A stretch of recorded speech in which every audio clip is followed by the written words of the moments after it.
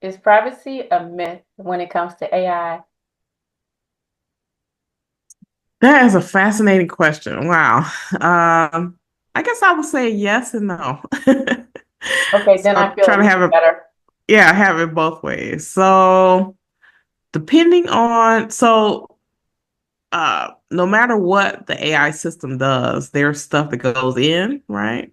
And then there are things that come out of the system. And so companies that are using AI, they're going to be responsible or should be responsible for what goes in and what comes out and what they do with all that stuff. So, what goes in terms of a privacy perspective, I guess a lot of what we're seeing in AI, unfortunately, is like not transparent to people. So, if companies want to use that lack of transparency to say, well, we are not mishandling your private data and then nothing happens, right? And like that data isn't transmitted some other place.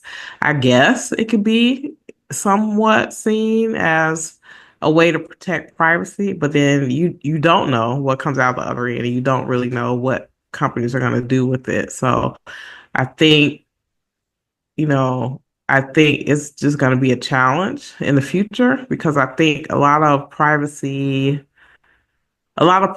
regulations and laws, what they want to do or what they have always thought about privacy was that, you as an individual give your data to a company, they are, in exchange, they're giving you some type of good or service, right? And then they're supposed to protect your data throughout the life cycle.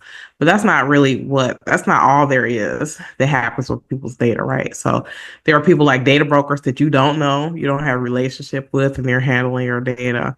There's data going into AI systems, and unfortunately, there may be decisions that are being made about you that you may not know, which is kind of the opposite of what privacy should be. And I think one of the challenges that AI brings to privacy is that it really uh, exacerbates the idea about someone having control, right? So once your data is an AI system, you as an individual sort of lose control, and sometimes companies lose control of the data that's in those systems. So I think talking about data as a life cycle as opposed to the collection point is really important. And then trying to determine what happens with that data and why it happens after it comes out the other end, I think is very important.